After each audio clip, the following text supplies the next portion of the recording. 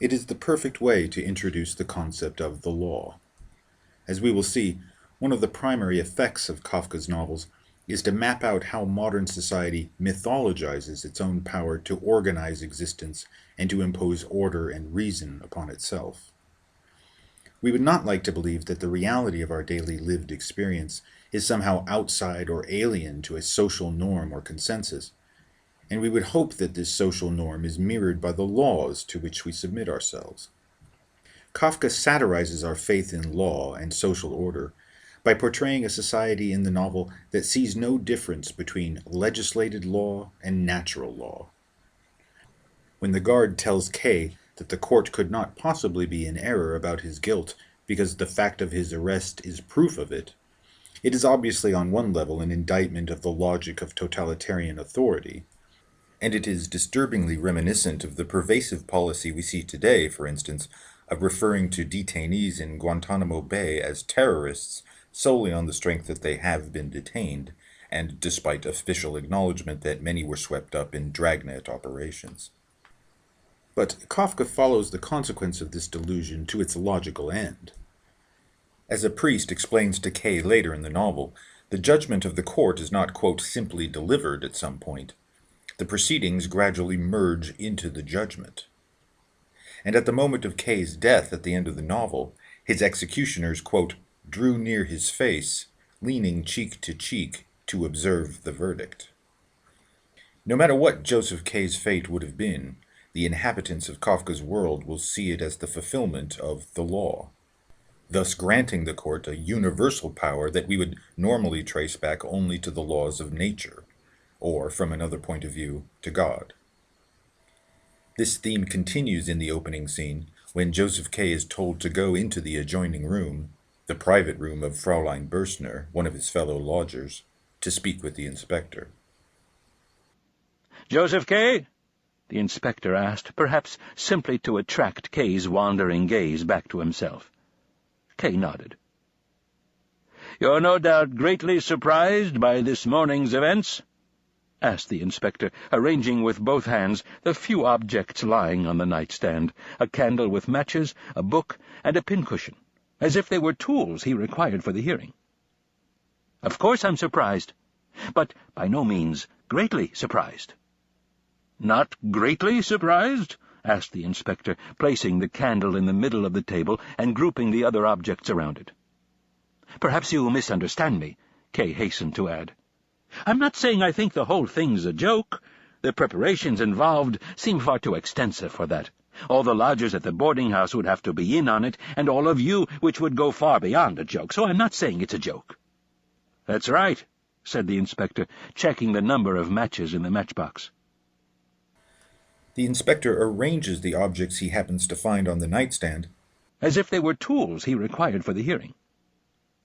The inspector seems to imply that the random contingencies of his room have always already been foreseen by the court, and that the fate of these objects had always been predetermined as tools of the court.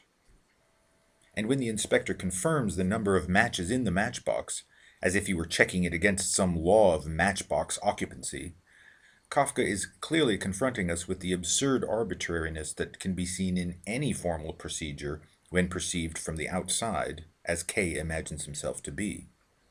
So it is no accident that Kafka exhibits this matchbox check as part of the inspector's answer to Kay as he vocalizes his previous concern about whether these proceedings are a joke, or whether they should be taken seriously. "I'm not saying I think the whole thing's a joke." "That's right," said the inspector, checking the number of matches in the matchbox. Later in his conversation with the inspector, Kay takes another tack. "Hasterer, the public prosecutor, is a good friend of mine," he said. "Can I telephone him?" "Certainly," said the inspector. "But I don't see what sense it makes unless you have some private matter to discuss with him." "What sense?" Kay cried out, more startled than annoyed. "What sense is there in telephoning a lawyer when I've supposedly been arrested?" "Fine, I won't telephone." "But do," said the inspector, and waved toward the hall where the telephone was. "Please do telephone." "No, I no longer wish to." K does want to confront and oppose, but his behavior is governed by his sense of what will or will not be intelligible within these proceedings as a confrontation. If his oppositional moves do not make sense to the court, they will not register as such. As part of his playing along with the authorities, K wants to achieve simultaneously agreement with them and independence from them. As he will repeatedly in the novel, K attempts to make the authorities acknowledge this condition through the gesture of a handshake.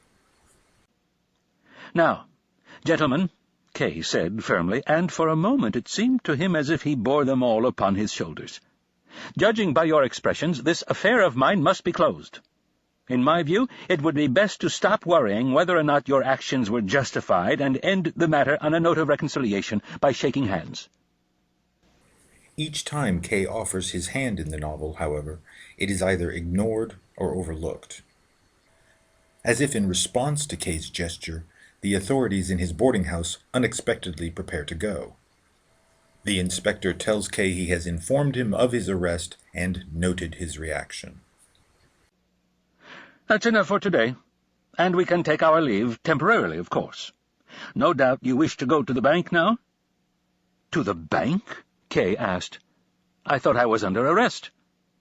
Kay said this with a certain insistence, for although no one had shaken his hand, he was beginning to feel increasingly independent of these people, particularly once the inspector had stood up.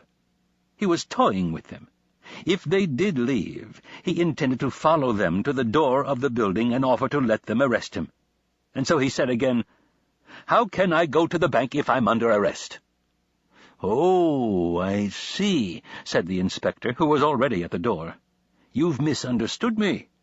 You're under arrest, certainly, but that's not meant to keep you from carrying on your profession, nor are you to be hindered in the course of your ordinary life." "Then being under arrest isn't so bad," said Kay, approaching the inspector. "I never said it was. I assumed you wished to go to the bank.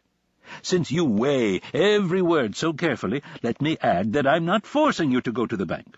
I simply assumed you would want to."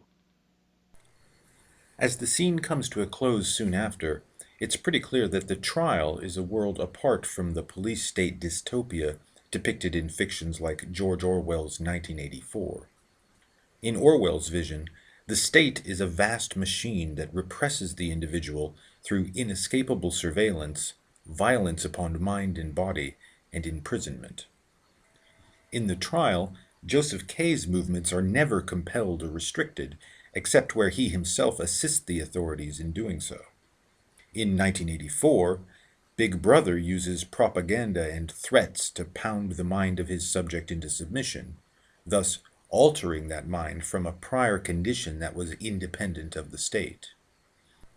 In Kafka, by contrast, the trial is the name of the process through which the individual consciousness is formed by the existing disciplinary procedures to which he submits himself. And the individual's sense of opposition to and independence from that process is, in reality, an indispensable part of his disciplinary subjection. Even without my introduction, many viewers would have recognized that the terms in which I've described the trial frequently come straight out of the writing of Michel Foucault. A cornerstone of Foucault's scholarship, and one of the reasons it was so revolutionary to intellectual disciplines from history to sociology, is his argument against what he would eventually call the repressive hypothesis, which most humanistic disciplines had once taken for granted. Perhaps the clearest articulation of this argument is in the first volume of the 1976 Histoire de la sexualité, The History of Sexuality. Foucault begins by reiterating our traditional understanding of how the concept of sexuality has evolved over time in the Western world. The traditional story is that, over the course of the 19th century, the moral rigidity of European society and its increasing disgust with the human body repressed everything having to do with sexuality. It was a time when all conception of the female leg, for instance, was banished behind floor-length skirts and ankle-hugging undergarments. Foucault's research, however, tells a very different tale. What we see in the 19th century is, in fact, an unprecedented desire to explore sex, think sex, talk, study, analyze, diagnose, and fantasize sex. Never before had sex been documented to such a vast extent. Far from retreating from sexuality, this buttoned-up epic charged into it headlong. To understand the consequence of what we might loosely call the 19th century's compulsion to articulate sex, one need only look at the example of the history of homosexuality as a concept. Today, most people think it self-evident that if a man, say, is known to have engaged in sexual acts with other men, we have discovered some fundamental truth about his very identity. We have discovered something about his essential being. Infusing it with all the metaphysical power that a statement of identity can potentially wield, we say he is a homosexual. It may be surprising to learn, however, that, historically speaking, this is a novel idea. It was not until the 19th century, in fact, that the concept of sexuality became so elevated in Western culture that it was granted this enormous power of determining attributes of human identity. In previous eras, as Foucault says, what they used to call the sodomite was a temporary aberration. Now, the homosexual was a species. Compare the way we have come to think about acts of sex with, say, the way we think about acts of exercise. We might find out that you, for instance, have frequently used a Stairmaster machine, but we would never conclude that we have thus discovered a truth about your very being, the truth that you are a Stairmasterist.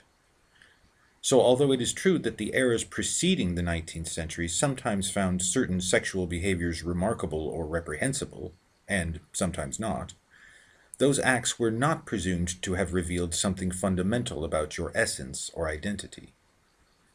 This thing that we call our sexuality, in other words, which we have come to think of as fundamental to our identity, is in fact a concept that is produced by various institutionalized discourses. Sexuality was hardly repressed in the 19th century. It was elevated and hyper-articulated. So why and how did this change occur? Why did Western society become interested in assigning to the individual new attributes of identity? We can at least partially answer that question with a brief and very selective synopsis of the core argument in Foucault's 1975 book Surveiller et Punir, translated as Discipline and Punish, The Birth of the Prison.